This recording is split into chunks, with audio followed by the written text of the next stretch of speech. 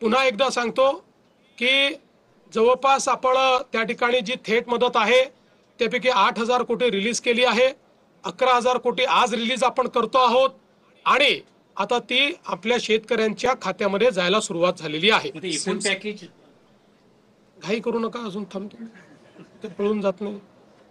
दुसरं असं आहे की आता मोठ्या प्रमाणात शेतमालाच्या खरेदीचा विषय आलेला आहे। याही संदर्भात आम्ही सगळीकडे आता रजिस्ट्रेशन सुरू करतो आहोत। रजिस्ट्रेशनचं कारण आपल्याला माहिती आहे, आपण ही पद्धत याकरता सुरू केली की पूर्वी जर रजिस्ट्रेशन केलं नाही तर व्यापारीच शेतकऱ्याचा माल विकत घेऊन कमी पैशाने विकत घ्यायचे आणि सरकारला जास्त पैशाने विकायचे, आणि म्हणून आता आपण शेतकऱ्यांचं रजिस्ट्रेशन घेतो आणि मग त्यांचा माल रजिस्ट्रेशन नंतर खरेदी करतो। तशा प्रकारचं रजिस्ट्रेशन आपण सुरू केलेलं आहे। शेतकऱ्यांना माझी विनंती आहे की शेतकऱ्यांनी रजिस्ट्रेशन करावं। व्यापारी जर हमी भावाप्रमाणे तुमचा माल खरेदी करत असेल तर जरूर व्यापाराला विका, पण हमी भावापेक्षा कमी भाव जर व्यापारी देत असतील तर रजिस्टर करून सरकारच्या खरेदी केंद्रावर आपला माल टाका। आपल्या खात्यामध्ये हमी भावाप्रमाणे आपल्याला पैसे मिळतील। तर या संदर्भातली सुरुवात देखील संपूर्ण राज्यामध्ये आपण केलेली आहे। यासोबत आज सोलापूर, तुळजापूर, धाराशिव ही जी आपली रेल्वे मार्ग आहे याच्या सुधारित आराखड्याला मान्यता देण्यात आलेली आहे। जवळपास 3,295 कोटीच्या आराखड्याला मान्यता दिली आहे।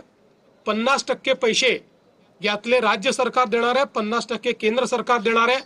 यामुळे मोठ्या प्रमाणात या ठिकाणी धाराशिव जिल्ह्याला तर फायदा होणारच आहे, पण आपल्याला माहिती आहे की जे काही धार्मिक पर्यटन आहे, रिलीजियस टुरिझम आहे, कारण तुळजापूर आणि पंढरपूर हे दोन्ही आपल्याकरता अत्यंत महत्त्वाचे सेंटर्स आहेत आणि त्या दृष्टीनं सोलापूर जिल्हाच एकूण अशा प्रकारे जोडला गेल्यामुळे त्याचा फायदा होणार आहे।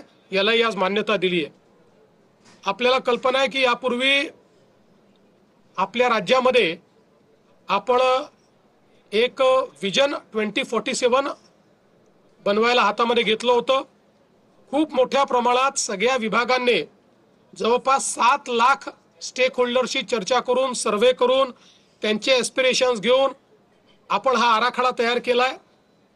या आराखड्यामध्ये 2030 पर्यंतची उद्दिष्ट आहेत। 2035 जेव्हा महाराष्ट्र 75 वर्षाचा होईल तेव्हाची उद्दिष्ट आहेत, आणि 2047 जेव्हा विकसित भारत आपण तयार करणार आहोत तेव्हाची उद्दिष्ट आणि त्याचा रोडमॅप आपण तयार केलाय।